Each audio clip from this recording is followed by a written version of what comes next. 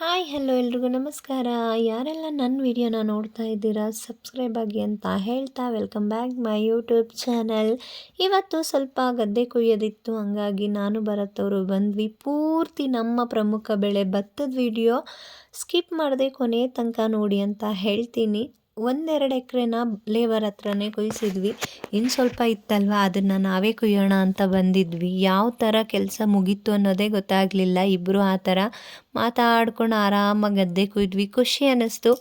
ನಾವು ಅಲ್ಪ ಸ್ವಲ್ಪ ಕೆಲಸ ಮಾಡಿದ್ರೆ ನಮಗೂ ಆರೋಗ್ಯಕ್ಕೆ ಈ ವಾತಾವರಣ ಆಗಿರ್ಬೋದು, ಬಿಸಿಲಾಗಿರ್ಬೋದು, ಒಳ್ಳೆ ಗಾಳಿ ತುಂಬ ಚೆನ್ನಾಗಿರುತ್ತೆ ಅಂತ ಅನಿಸುತ್ತೆ ನನಗೆ. ಭರತ್ ನಾನು ಇಬ್ಬರು ಒಂದು 5 ಗದ್ದೆನ ಕುಯ್ದು ಎಲ್ಲನೂ ಅರಿ ಎಲ್ಲ ಒಂದಕ್ಕೆ ಹಾಕಿದ್ವಿ. ಇನ್ನು ಮನೆಗೆ ಹೋಗೋಣ ಅಂತ. ಇನ್ನೇನು ಸಂಜೆ ಆಯಿತು. ನಾವು ಬಂದಿದ್ದು ಲೇಟಾಗಿ ಬಂದು ಬೇಗನೆ ಕೆಲಸನ ಮುಗಿಸ್ಕೊಂಡು ಇನ್ನು ಮನೆ ಕಡೆಗೆ ಹೊರಟ್ವಿ. ಮಕ್ಕಳೆಲ್ಲ ಸ್ಕೂಲಿಂದ ಬಂದಿರ್ತಾರೆ, ಮತ್ತು ಪಾಪು ನಮ್ಮ ಅತ್ತೆ ಮನೆ ಬಿಟ್ಟಿದ್ವಿ. ಅಲ್ಲಿಂದ ಎದ್ದಿರ್ತಾನೆ, ಅವನು ಕರ್ಕೊಂಡು ಹೋಗಬೇಕು ಅಂತ ಬಂದ್ವಿ. ಅರಿ ಎಲ್ಲ ಕಟ್ಟಿ ನೀಟಾಗಿ 2 ದಿನ ಅರಿ ಎಲ್ಲ ಒಣಗಿತ್ತು. ಭರತ್ ನಾನು ಎಲ್ಲ ಕಟ್ತಾ ಇದ್ವಿ ಅರಿಗಳನ್ನ. ಈ ಥರ ಅರಿನ ಕಟ್ಟಿ ಗದ್ದೆ ಕುಯ್ಯೋಕ್ಕೆ 8,000 ರೂಪಾಯಿ ಬಡ್ಕೊಡಲ್ಲ ಅವರು. ಈ ಥರ ಕಟ್ಟಿ ಒಂದಕ್ಕೆ ಮೆದೆ ಹಾಕ್ಕೊಡ್ತಾರೆ. ನಾಟಿ ಮಾಡ್ಸೋಕ್ಕೆ 3,000 ರೂಪಾಯಿ, ಮಿಷಿನ್ ಬಿಡ್ಸೋಕ್ಕೆ 4,000ದಿಂದ 4,500. ಇನ್ನು ರೈತ ಮಾಡಿದಂಥ ಖರ್ಚು ತುಂಬಾ ಇದೆ. ನಾವು ಭತ್ತ ಕುಯ್ದಾಗ ಇಷ್ಟು ಭತ್ತ ಉದುರಿರಲಿಲ್ಲ. ಅರಿ ಎತ್ತಕ್ಕೆ ಹೋದರೆ ತುಂಬ ಭತ್ತ ಉದುರ್ತಾ ಇತ್ತು. ಸಣ್ಣ ಭತ್ತ ಹಾಕ್ಬಿಟ್ಟಿದ್ವಿ ಫುಲ್ಲು. ಇನ್ನು ಟ್ಯಾಕ್ಟ್ರು ಮಾಡಿಕೊಂಡು ಮನೆ ಹತ್ರನೇ ಎಲ್ಲನೂ ಏರ್ಕೊಂಬರ್ತಾಯಿದ್ರು ಭರತ್ ಅವರು. ಮೆದೆನ ಮನೆ ಹತ್ರನೇ ಬಿಟ್ಕೊಳ್ಳೋಕೆ ಈಸಿ ಆಗುತ್ತೆ ಅಂತ ಗದ್ದೆ ಹತ್ರ ಮಿಷಿನ್ನ ಬಿಡಿಸ್ಲಿಲ್ಲ, ಮನೆ ಹತ್ರವೇ ಕಣ ಮಾಡಿದ್ವಿ. ಎಲ್ಲ ಟ್ಯಾಕ್ಟ್ರಿಗೂ ಹೇಳ್ಕೊಂಡು ಬಂದು ಅರಿ ಎಲ್ಲ ತಂದು ಹಾಕ್ತಾಯಿದ್ರು. ಭರತ್ ಅವರು ಎಷ್ಟೇ ಕಷ್ಟಪಟ್ಟು ಕೆಲಸ ಎಲ್ಲ ಮಾಡ್ತಾರೆ, ಆದರೂ ಕೂಡ ನಾವು ಇಷ್ಟು ಕಷ್ಟಪಟ್ಟು ಮಾಡಿದ್ರು ಒಳ್ಳೆ ರೈಟ್ ಸಿಗಲ್ಲ ಅನ್ನೋ ಬೇಜಾರು.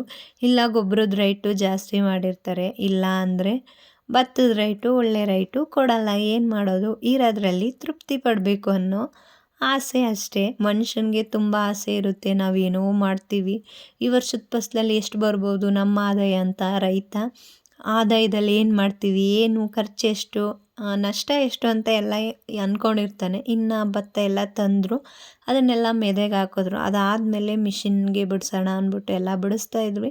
ಕಳೆದ ವರ್ಷಕ್ಕಿಂತ ಈ ವರ್ಷ ಭತ್ತಕ್ಕೆ ಸ್ವಲ್ಪ ರೋಗ ಬಂದು ಮಳೆ ಒಡೆ ಕಡಿಯೋ ಟೈಮಲ್ಲಿ ಸ್ವಲ್ಪ ರೋಗ ಆಯಿತು. ಹಂಗಾಗಿ ಭತ್ತ ಸ್ವಲ್ಪ ಕಡಿಮೆ ಬೀಳ್ತು. ಹಂಗಾಗಿ ಸ್ವಲ್ಪ ಜೊಳ್ಳು ಜಾಸ್ತಿ ಇತ್ತು ಭತ್ತಕ್ಕಿಂತ. ಭತ್ತ ಎಲ್ಲ ಮುಗೀತು. ಇನ್ನು ತೂರಿಸಿದ್ವಿ. ಭತ್ತ ಎಲ್ಲ ತೂರಿಸಿ ರಾಶಿಗೆ ಪೂಜೆ ಮಾಡಬೇಕು. ಅಂದರೆ ಸುಗ್ಗಿ ಕೆಲಸ ಇವತ್ತಿಗೆ ನಮ್ಮದು ಮುಗೀತು ಅಂತಲೇ ಅರ್ಥ. ಒಂದು 15 ದಿನದಿಂದ ಕಣ ಮಾಡಿದ್ವಿ, ಗದ್ದೆ ಕುಯ್ಸಿದ್ವಿ, ಗದ್ದೆ ಒಟ್ಟಿಸಿದ್ವಿ, ಮಿಷಿನ್ ಬಿಡಿಸೋದು, ಭತ್ತ ತೂರೋದು, ಪ್ರತಿಯೊಂದು ಕೆಲಸ ಇತ್ತು. ಇವತ್ತಿಗೆ ರಾಶಿ ಪೂಜೆ ಮಾಡಿದ್ರೆ ಕೊನೆ ಕೆಲಸ ಅಂತಲೇ ಹೇಳ್ಬೋದು. ಖುಷಿಯಾಗಿ ನಾನು, ಮಕ್ಕಳು, ಅತ್ತೆ, ಭರತ್ ಅವರು ಎಲ್ಲರೂ ಸೇರಿ ರಾಶಿನ ಪೂಜೆ ಮಾಡಿದ್ವಿ. ಮನಸ್ಸಿಗೆ ನೆಮ್ಮದಿ ಆಯಿತು.